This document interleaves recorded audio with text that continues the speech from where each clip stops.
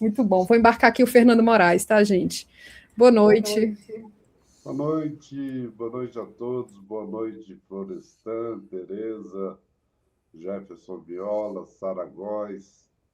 Boa noite a todos e a todas os espectadores que estão nos vendo.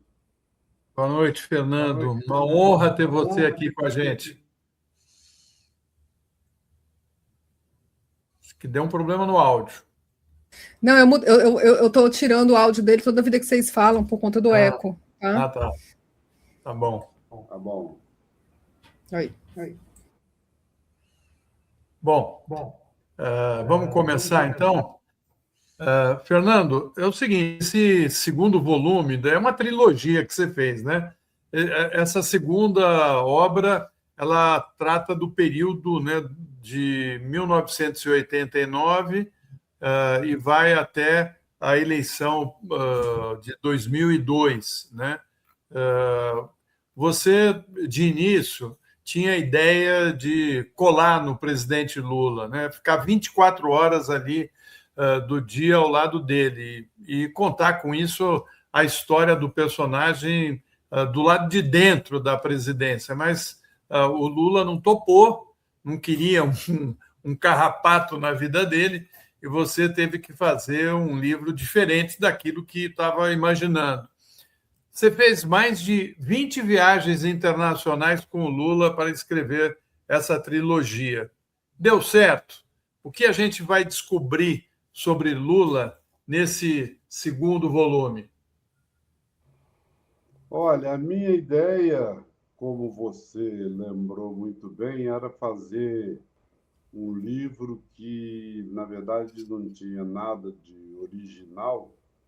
Era uma ideia que estava sendo posta em prática, chegou a ser posta em prática pelo Arthur Schlesinger, jornalista e escritor norte-americano, que pretendia fazer um livro sobre o governo Kennedy, do lado de dentro, visto da Casa Branca. E como o governo foi interrompido pela morte do presidente, pelo assassinato pelo presidente, acabou se transformando num livro chamado 1000 Dias. E era isso que eu queria fazer. Foi isso que eu propus ao presidente quando ele se elegeu pela primeira vez, e ele não quis nem ouvir falar, exatamente pelas razões que você levantou aí, que ele não queria nenhum carrapato grudado no mandato dele. Você pergunta o que foi possível levantar nesse período de mais de 10 anos que eu passei grudado nele, quando ele deixa a presidência da República e passa o governo para Dilma. Eu passei a acompanhá-lo onde ele fosse, e descobri que o melhor lugar para entrevistar o Lula é dentro de um avião, porque não tem telefone. Agora até já tem telefone, mas não tinha telefone naquela época, não tinha secretário, não tinha deputado, não tinha senador, não tinha puxa-saco, não tinha ninguém para perturbar a conversa. E às vezes eram viagens longas. Você fazia uma viagem para a Ásia, era viagem de 24, 25 horas para ir, 24, 25 horas para voltar. O Lula dorme pouco. Eu tive essa sorte de pegar um personagem que fala muito e dorme pouco, dorme poucas horas por noite. Então eu pude aproveitar esse tempo para poder sugar até a última gota do sangue dele. E você pergunta o que traz esse livro. Olha, hoje eu estava olhando os jornais e vi uma notícia de que o Fernando Haddad está buscando uma aliança com o PSDB para a candidatura ao governo do estado de São Paulo. Quem se der ao trabalho de ler esse volume novo do meu livro, quem me der a honra ler esse livro que o Florestan está mostrando aí, que é o volume 2 da trilogia, da biografia, vai descobrir lá na raiz quando é que começou esse namoro do PT com o PSDB, que quase deu certo. Eu digo no livro que o casamento entre o Lula e o Tasso Gereissati não morreu de morte natural, mas morreu por atropelamento pela carreta do Plano Real. O Lula e o Tasso Gereissati estavam já de aliança na mão, preparando o governo e tendo encontros. Alguns encontros eram públicos e outros eram secretos, preparando a chapa para 1994, a primeira campanha do Lula depois da derrota para o Fernando Collor. E estava tudo montado para que eles fizessem uma dobradinha, que seria o Lula candidato a presidente e o Tasso Gereissati candidato a vice. E isso, simultaneamente, uma coisa que me chamou muito a atenção é que, simultaneamente, a aliança que eles estavam fazendo, o Fernando Henrique Cardoso já estava pedindo ao Senado autorização para um ajuste fiscal que antecederia a implantação do Plano Real. Então, o casamento acabou não dando certo. Agora, isso mostra, essa aproximação frustrada, que foi abortada pelo Plano Real, esse casamento entre o PT e o PSDB, na verdade, explica muito a aliança que o Lula vai vir a fazer em 2002 com o Zé Alencar. Então, o Lula, na verdade, ele sempre buscou, nas campanhas eleitorais que ele fez antes de se eleger presidente, e que ele perdeu as eleições que ele perdeu, ele buscava fazer uma aliança para o centro, e não uma aliança puro sangue, PT-PT. E não conseguiu. Não conseguiu a primeira vez, porque o Plano Real não permitiu. Da segunda vez, o PT não engoliu a aliança para o centro. O PT queria uma chapa puro sangue, acabou saindo a chapa Lula, Aloysio Mercadante, de vice. Durante alguns meses ficou o Bisol, depois o Bisol acabou deixando a vice-presidência, a candidatura à vice-presidência, e o Lula acabou fazendo aliança com o Mercadante. E na terceira eleição que ele perde, ele fica ali no meio termo, ele nem faz uma aliança para o centro, nem faz uma aliança por sangue, ele acaba fazendo aliança com o Brizola, com o Leonel Brizola, o vice dele acaba sendo o Brizola. E, no meio disso, há uma outra passagem que mostra que o Lula estava buscando uma aliança voltada mais para o centro, é a tentativa que ele faz de trazer para ser o maqueteiro da campanha dele o Duda Mendonça. O Duda, que era estigmatizado como sendo o grilo falante do Paulo Maluf. Ele tinha feito 2 ou 3 campanhas para o Maluf e era queimado como um cara comprometido com a direita. E o PT veta. Na primeira tentativa que o Lula faz de atrair o Duda Mendonça, o PT veta liminarmente, e só em 2002 é que ele consegue, finalmente, fazer uma aliança para o centro, que é a aliança que ele faz com o Zé Alencar, que era um dos maiores industriais brasileiros, tinha a maior indústria têxtil da América Latina, era propriedade dele, e, além de trazer o Zé Alencar, ele traz o Duda também. Então, já veio a marmita completa, a marmita pronta, em 2002. E ele consegue uma passagem interessante, que logo, quase que simultaneamente, a produção da Carta ao Povo Brasileiro, que é uma espécie de senha para enfrentar o mercado, para enfrentar o capital financeiro, quase que simultaneamente, dias depois de ter sido anunciada a Carta ao Povo Brasileiro, ele envia um emissário para ir aos Estados Unidos conversar com o mercado norte-americano e, sobretudo, conversar com o Partido Republicano, que estava no poder. Era o presidente Bush II, Bush filho. E uma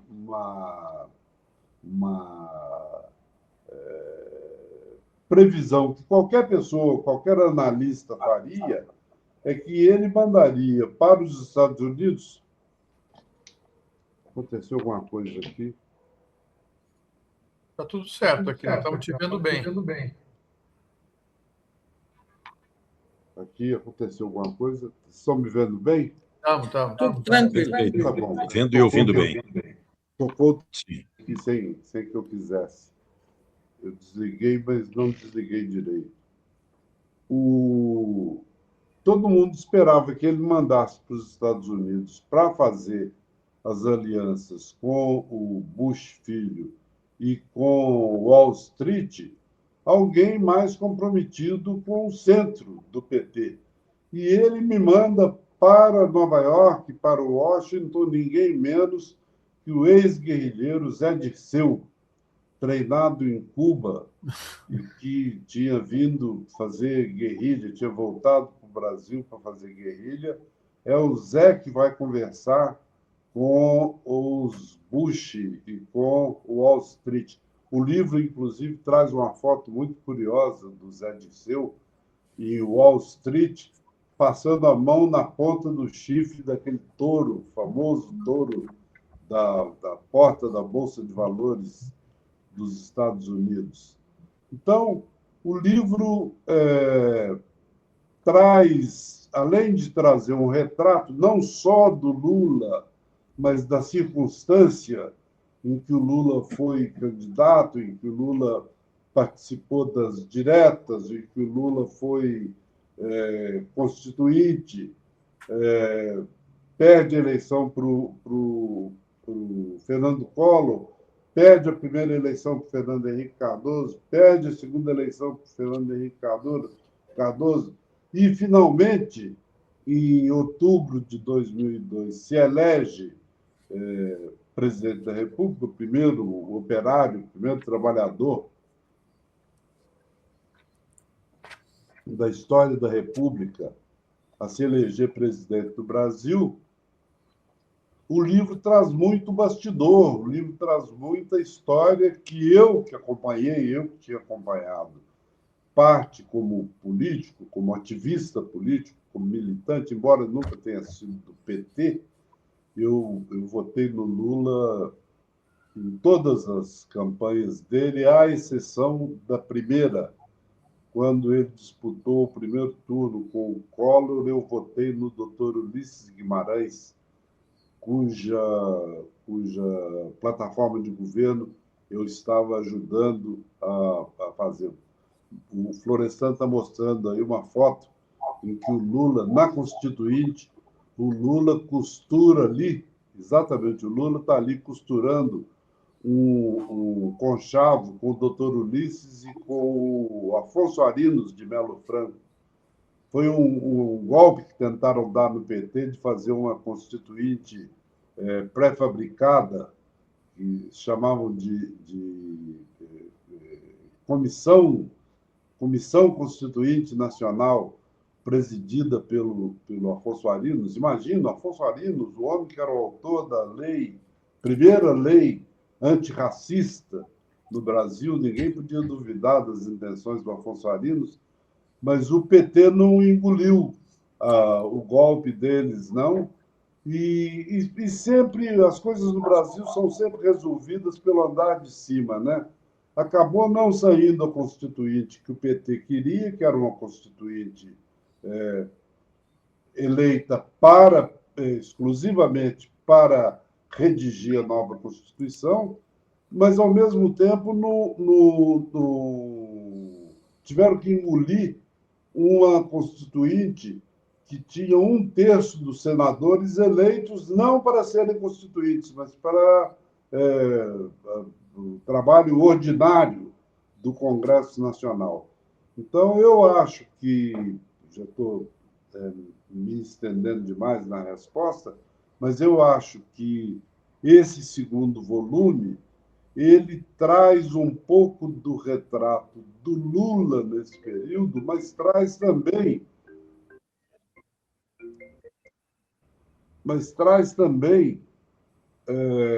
um pouco da circunstância do que foi a vida política brasileira no período. Meu telefone. Não, tudo bem, tranquilo. Eu não sei como desligar. Acho que não, deixa assim. Dá uma martelada, dá uma tamancada. Põe no silencioso.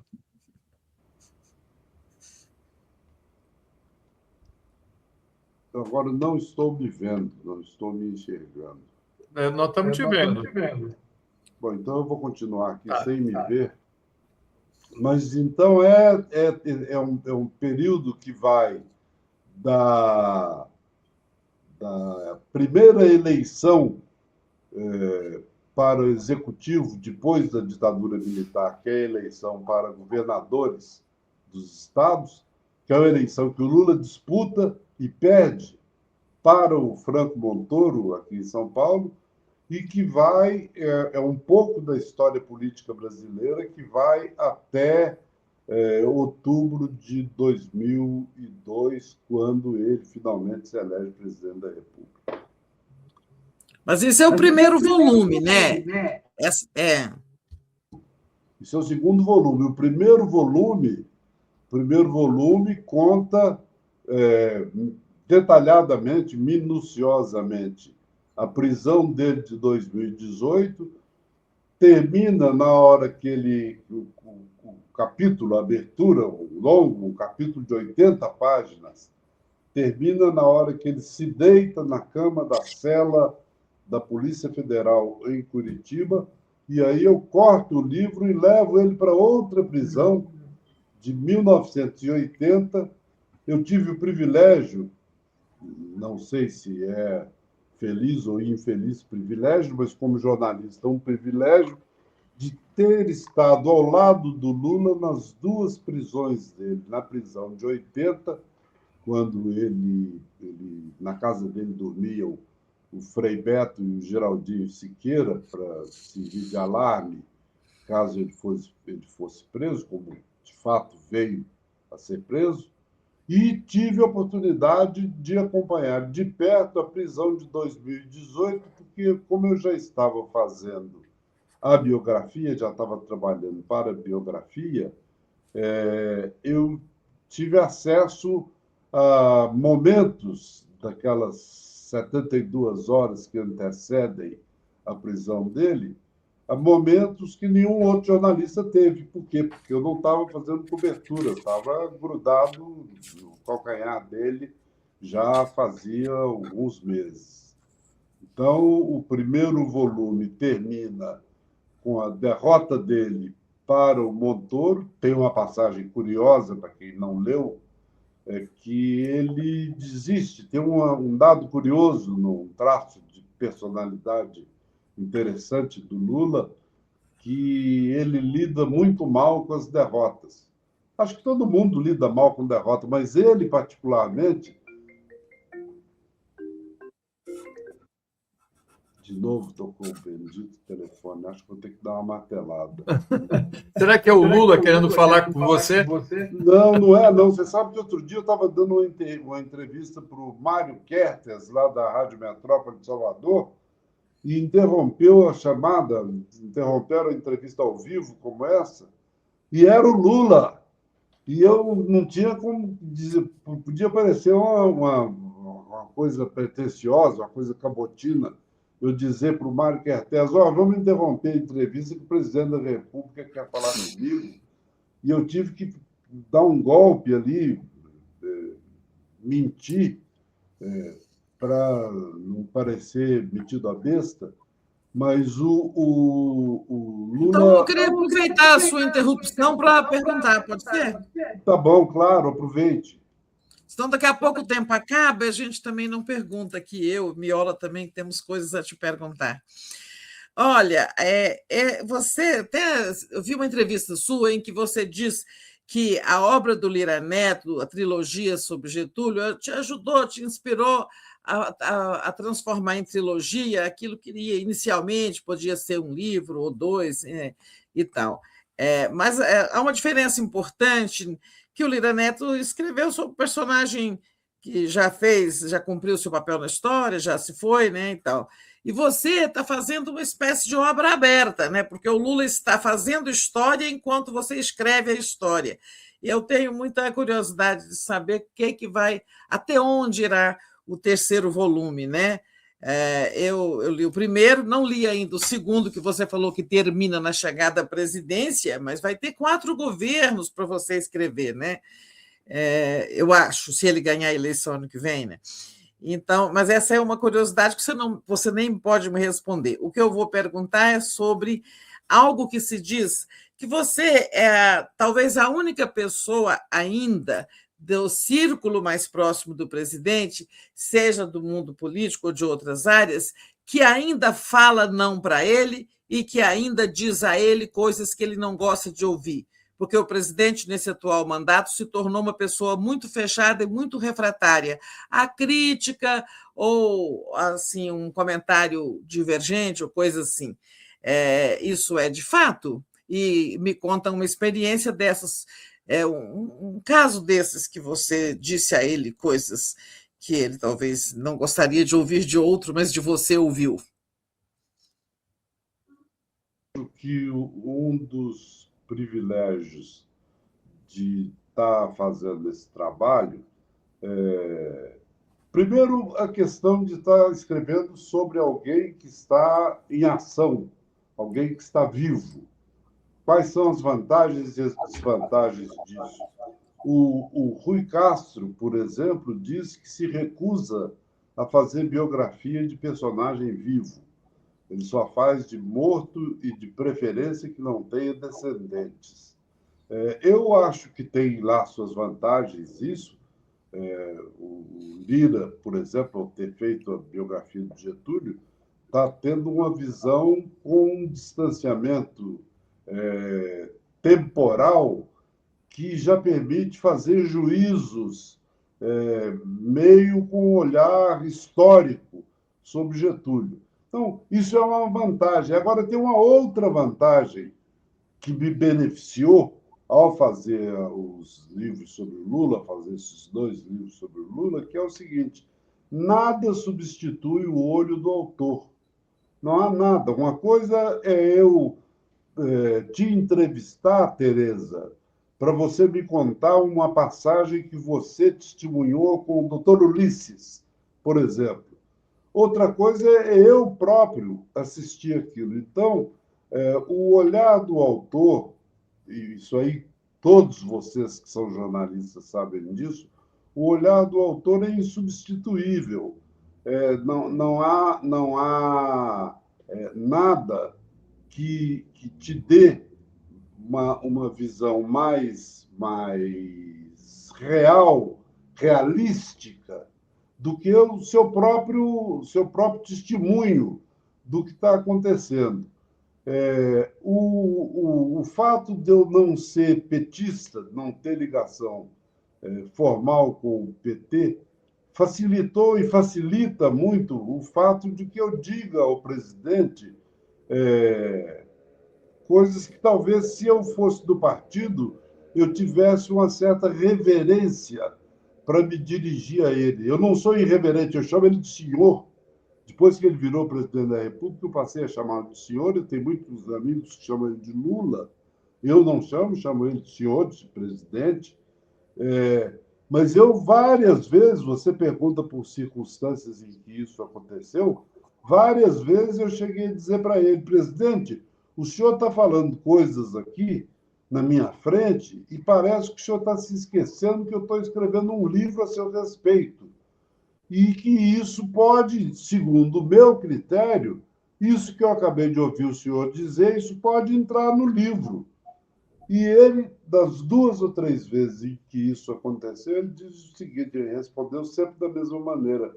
Ele dizia o seguinte: você cuida do seu livro, eu cuido da minha vida. Cada um cuida da sua tarefa. Você escreve seu livro e eu vou tocar a minha vida, vou tocar a minha política do jeito que eu acho que tem que ser tocada. Então, isso traz essas vantagens. Eu acho que tem muita coisa, muito bastidor no livro que eu não teria levantado se eu tivesse me aproximado dele, ou apenas como um jornalista, que tem uma coisa aparentemente contraditória, que é o seguinte: eu não sou do PT, mas sou amigo dele. Sou amigo dele de muito antes dele ser personalidade mundial. Eu era deputado e ele era sindicalista, e eu ia com o Geraldinho, com o Eduardo Suplicy, com Sérgio Santos, com um grupo de deputados de esquerda, ainda não existia PT naquela época, era a esquerda do MDB. Nós passávamos, durante a greve de 80, nós passamos como se fosse um dilúvio.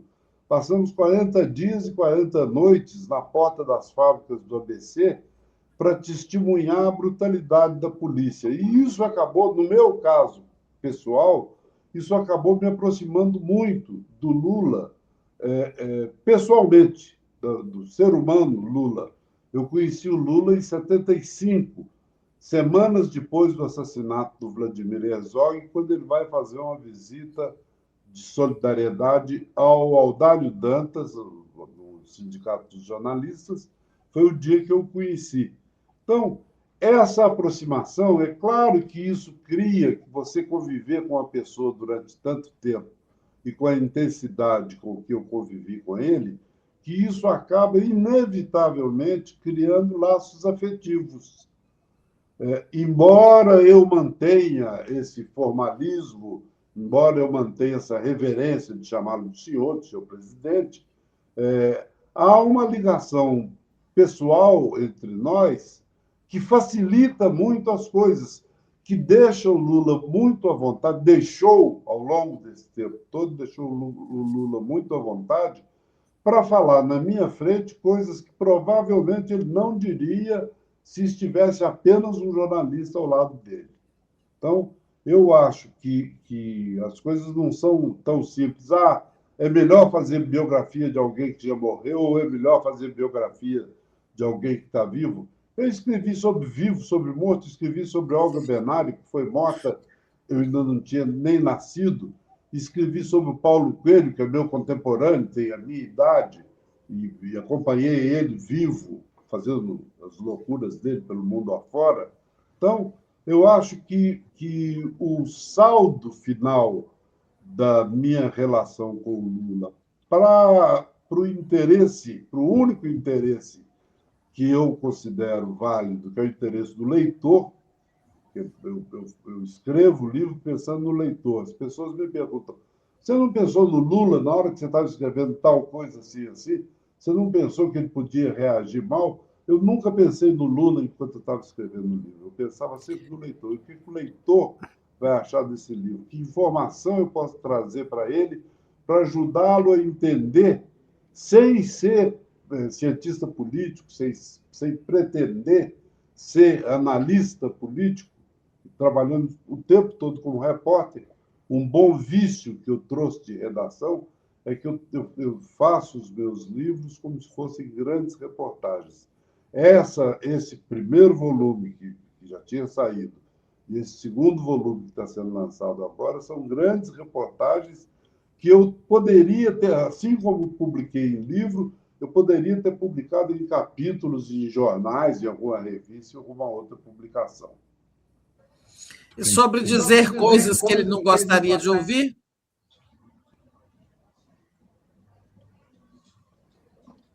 Olha, eu não sei se ele Ele não leu, ou pelo menos não deu palpite sobre o volume 1. Há 3 dias eu estive com ele no Palácio do Planalto, eu não o via já há bastante tempo, fui junto com o editor, com o Luiz Schwartz, levar o primeiro exemplar do livro para ele, porque a gente tinha um trato, o único trato que nós fizemos quando decidimos que eu ia escrever sobre ele foi o seguinte: o senhor não lerá uma única linha dos originais. O senhor só vai ler o livro na hora que o leitor estiver lendo. Então, o primeiro exemplar eu levei para ele estava embarcando para a Alemanha para um encontro com a Angela Merkel. Ele leu o livro na viagem. O segundo exemplar eu entreguei anteontem e eu não sei até hoje o que ele acha do primeiro exemplar. Ele disse isso para quem quisesse ouvir. Tinha um grupo de pessoas dentro do gabinete dele, agora, anteontem, quando fomos lá entregar o livro para ele, ele disse para as pessoas que estavam ouvindo lá que ele não tinha opinião formada a respeito do primeiro livro e que não leria o segundo, que ele achava melhor não ler. Eu não acredito nisso.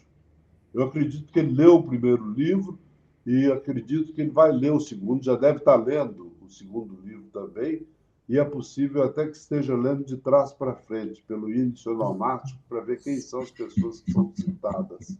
Então, tem várias passagens, eu não saberia te dizer uma ou duas aqui como exemplo, mas tem várias passagens que eu tenho a impressão de que ele preferia que o livro passasse a voo de pássaro sobre elas, sabe? A vaia monumental que ele levou no estádio do São Paulo, aqui no dia do jogo contra o Vasco da Gama, um dos grandes arrependimentos dele, que foi ter feito a aproximação entre Paulo Maluf e o Fernando Haddad.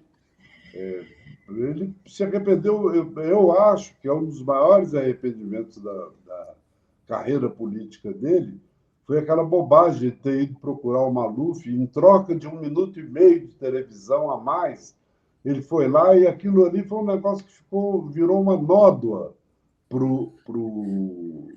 para a história do PT. E eu acho também que a defesa que ele fez do PT, no caso do Mensalão, que eu trato já nesse volume, foi uma defesa frágil. Eu hoje faço uma defesa do PT mais sólida, no caso do Mensalão, do que os petistas.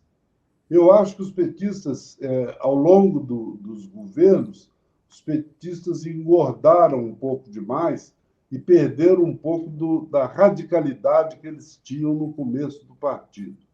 Acho que hoje essa dificuldade de buscar candidatos, ter que trazer a Tebet para ser candidata, nada contra ela, tenho simpatia por ela, conheço pouco que eu sei mais do pai dela, do Ramés Tebet, do que dela. Eu acho que o fato do PT de São Paulo estar indo buscar candidato a senador no Mato Grosso é uma prova de que o PT não produziu filhotes, não foi uma boa chocadeira de lideranças. Você vê aqui em São Paulo, eu citei como exemplo, porque foi o único que me passou pela cabeça, a liderança mais jovem que se conhece aí é essa menina neta, já é a 3ª geração, neta do Ricardo Zaratini, que é a vereadora Luna Zaratini. Então, eu acho que o PT, uma crítica que o Lula fazia ao Chaves, eu vi algumas vezes ele dizer para o Chaves: Chaves, todos nós vamos morrer um dia. Trate de criar gerações novas que possam tocar a causa, tocar a luta que você está levando. De alguma maneira, isso aconteceu dentro do PT também. O Lula está sendo candidato a presidente da República pela 4ª vez por todos os méritos dele, que eu não discuto, eu que não sou petista, não discuto os méritos, as conquistas. Você falou do Lira Neto aí, eu sempre achei que Getúlio era a figura mais importante da história política do Brasil desde a proclamação da República.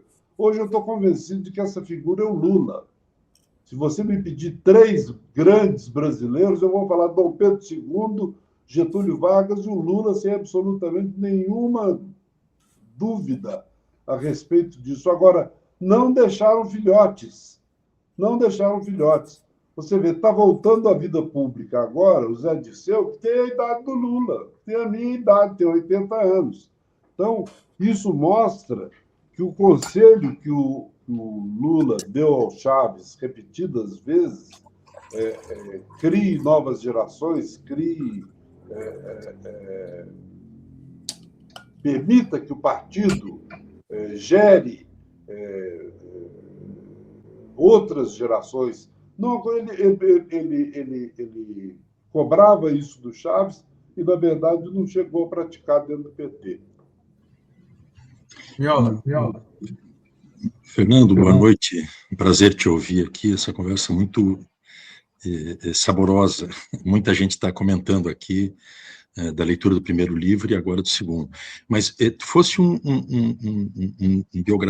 biógrafo cujo biografado fez parte de um processo histórico vivenciado também por ti. Tu integrava o MDB, foi eleito depois do MDB, e as passagens que tu retratas aqui, de acompanhar vivamente o que foi o processo que acumulou as condições para a criação do PT em 1980. O PT nasce no seu estatuto, né, com clara definição anticapitalista e uma perspectiva de uma sociedade socialista e democrática. No entanto, o teu biografado, tu o considera, por conhecer essa trajetória e os episódios, inclusive, que ele vivenciou de uma proximidade com o projeto, digamos que nominalmente era da social-democracia do PSDB, esse teu biografado, ele é o social-democrata que o PSDB não conseguiu ser? Se tomarmos... Não te ouço. Me ouve?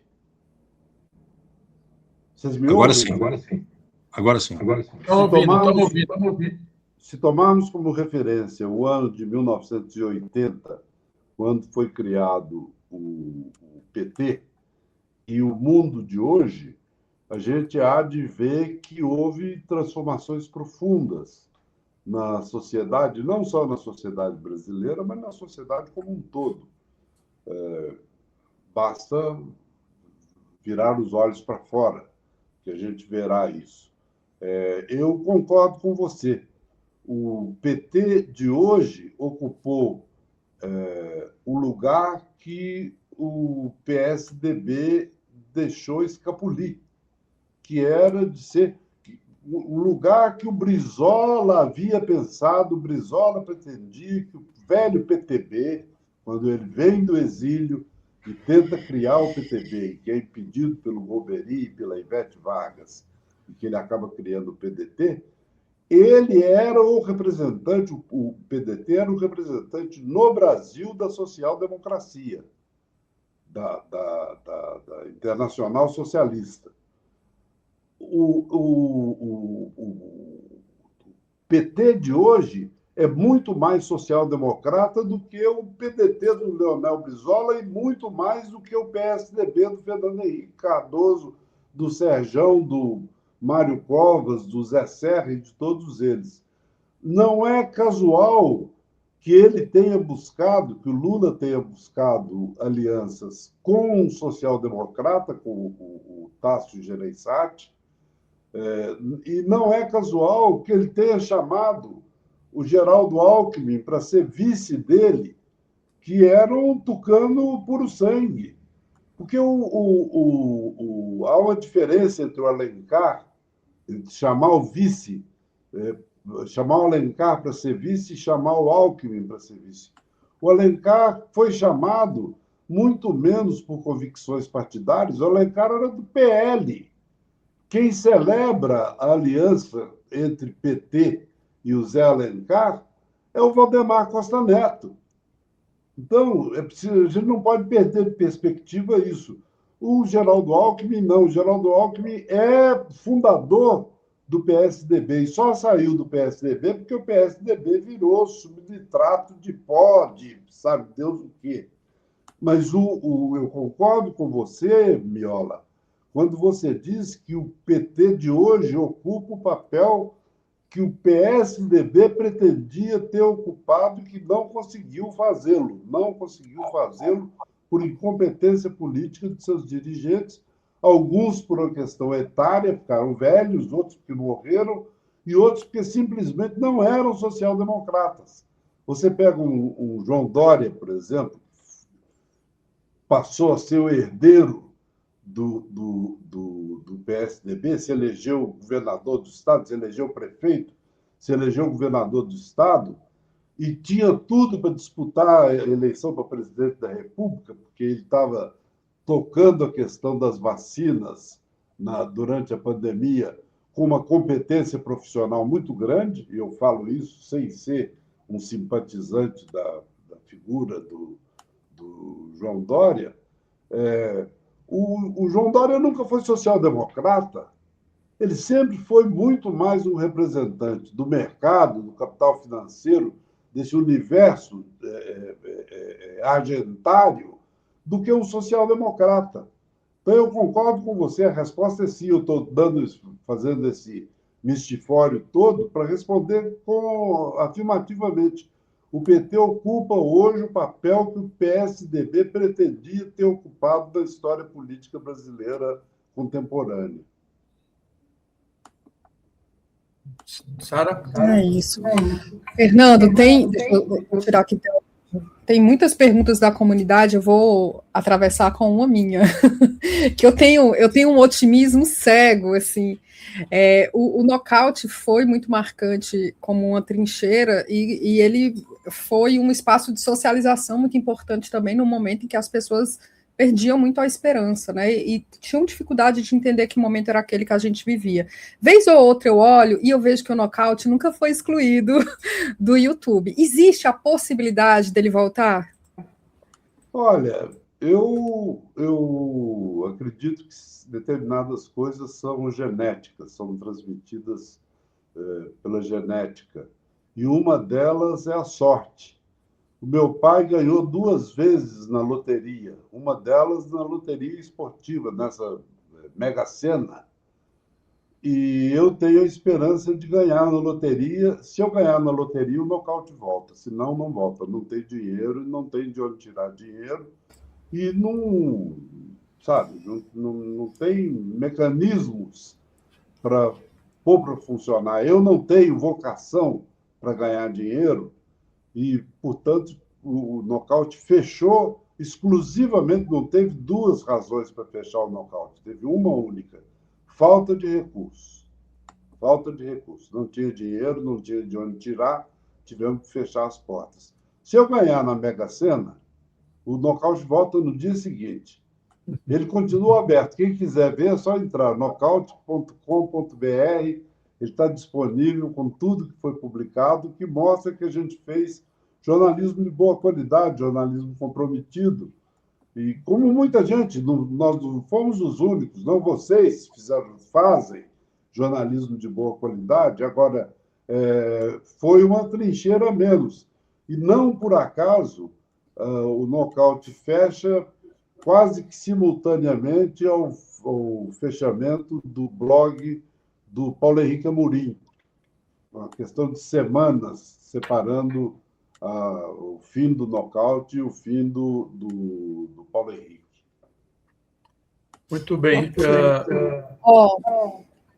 Tem mais algumas colocações aqui, e eu já ganhei na loteria também, viu? Se eu ganhar... Mas deixa eu ler aqui as mensagens, eu vou tirar teu microfone. Pronto. Francisco Alencar fala assim: Fernando, além do Lula não ter posto em prática as orientações que deu ao Chaves, também não faltou mais ousadia dos políticos do PT se colocarem mais em evidência e abrir o caminho que levasse Lula a construir seus sucessores. Mas tem outra. O Washington fala assim: boa noite a todos, comunidade 247. Sobre os documentos que o FBI não quis enviar sobre a prisão do presidente Lula, você pode falar? O José, ele mandou essa mensagem aqui, Joselma, né? Ele fala assim: eu virei lulista após ler o primeiro volume. Olha aí que legal. A Regina Esther fala que saudade do nocaute, rumo ao volume 2. E que mais? O Antônio Marcos, donador, ele pergunta assim, Moraes, no seu livro é possível perceber que o Lula iria tornar o PT uma figura bem menor do que o lulismo. Hoje, o que é o PT? Olha, eu acho que, para começar a responder pelo fim, eu acho que o Miola talvez tenha sido quem melhor definiu, quem melhor respondeu a essa pergunta que está sendo feita por uma espectadora. O PT hoje se converteu num partido social-democrata progressista, um partido progressista, sem nenhuma dúvida, com as objeções que alguém possa fazer aqui ou ali, é um partido social-democrata progressista. Agora, tem uma outra pergunta aí que eu achei interessante, que é o seguinte: uma das razões que me levou a fazer 3 e não 2 volumes da biografia do Lula foi a documentação norte-americana a respeito da qual alguém perguntou aí. Eu descobri que os órgãos de inteligência dos Estados Unidos têm 819 registros referentes ao Lula de 1975 até 2018, até a segunda prisão dele, a prisão da Lava Jato. E, para se ter uma ideia, só de documentos da CIA existem 613 registros.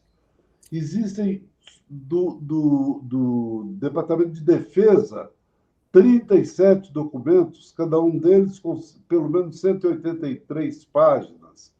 O Comando Cibernético do Exército, das Forças Armadas dos Estados Unidos, tem pelo menos 50 páginas do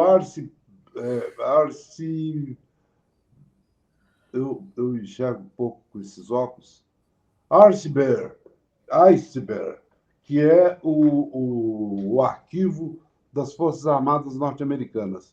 Eu, usando a lei dos Estados Unidos, eu requeri a entrega de toda essa documentação. E eles, burlando a legislação norte-americana,